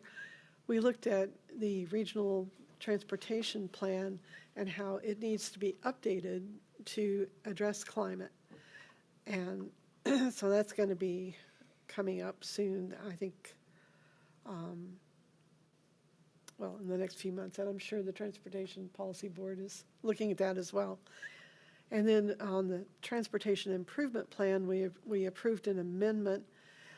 Tumwater has requested for the removal of the Somerset Hill fish passage barrier. So good news for fish on that. And then from my own meetings, a lot met on the 10th of April, and we reviewed an industry-specific effective utility management plan framework. And why is that important? It's important because LOT is moving into developing a strategic plan that'll take us out to 2050. We're going to have a retreat on that soon. And this framework was put together by major players in the water and wastewater sector for things that work, things that make for successful operations. And so LOT already is very successful, but wants to continue with that. Under LOT's Affordable Housing Support Program, each of the 4 jurisdictions received 75, it's called ERUs, it's equivalent residential units. And then there was another 75 that were set aside. Olympia applied to use those shared pool funds for connection fee rebates at the Lansdale Point project, which is a low-income housing project in that area. Lacey advanced that we didn't really have a need for the extra ones, so I think everybody was pretty comfortable going with that big project. And I think it's got like over 200 residential units in it, so it's a big one, and I think a good use of those funds. And otherwise, we received an overview and update of their safety program and an update on the next major complex capital effort, which will be the digester system improvements project. Something always brewing at LOT. So I believe that's my report. Okay, Councilmember Dunning. All right, I'm hoping next month I have a little more to report from solid waste. We didn't have a quorum this last time, so we just had a lovely briefing on offal. So the head, feet, extra parts of animals. It's kind of a pretty decent issue for a lot of farmers and people who raise livestock in Thurston County, because they don't have a good place to deal with the leftovers. So there's a lot of illegal dumping that goes on, burying it in backyards, and then there was a fire at the rendering facility in Tacoma a little while back, and that really diminished their ability to Turn on your microphone. That diminished their ability to process by a large margin. So the costs have gone from $1,500 a truckload to $9,000. So they're really eating the brunt of that cost. And so they're really trying to propose some solutions to work with a bunch of different organizations. WashDOT, Thurston County Public Works, Pierce County, and they're just trying to figure out some sort of solution that is more permanent, because it's kind of everyone for themselves right now. So hopefully there'll be some more on that later on, but it was actually a really informative presentation. And then today, the Visitors Bureau met. The main update from them on the Destination Master Plans, they're about 90% done. So they had the 29 initiatives, and what they've done now is identified the leaders for each one of those initiatives. Not to say that those will be the people who end up taking those over, whether it be Thurston County organizations or the EDC or Experience Olympic and Beyond, but they've identified who basically should or who has the best resources for addressing each one of those. And so over the next 30 days, they're going to be meeting with all the different groups and seeing if those are feasible for each different organization. So that's the big thing from them.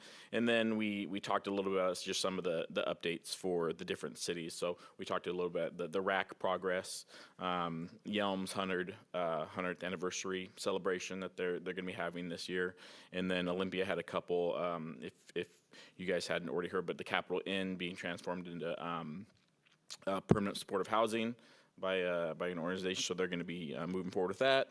And then there was a little more details on the property that's looking to be purchased by the Squaxin tribe, and a little more details on what that's going to be. And they're wanting to turn that into a hotel with a meeting area, not necessarily large enough to be a convention area, but a little more space for meetings. So that was the updates we had from that. And then there's one thing I wanted to just briefly address. I don't know if you guys, a lot of you might already know, but there was a really bad accident on College Street last Thursday. A young man from Yelm lost his life. And just to the first responders who have to respond to that and then take that home with them and then put on their shoes and do it all over again the next day. I just can't thank you guys enough. And then to the residents who lived in that area, who did everything they could before the first responders could get there to try to save his life. I just want to say thank you to you guys as well. So when you get behind the wheel of a vehicle, sometimes you think you're invincible, but it's something that's affected my life many times, as well as probably most of the people in this room. And every time you get in your car, it could be the last time. So I just encourage everyone to think about that every time they do. Well, with that,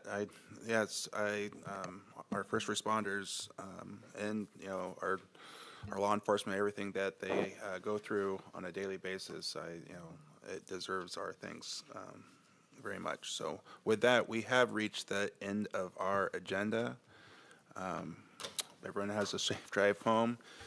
And as always, you keep it classy, Lacey. And without objection, I'll call this meeting adjourned.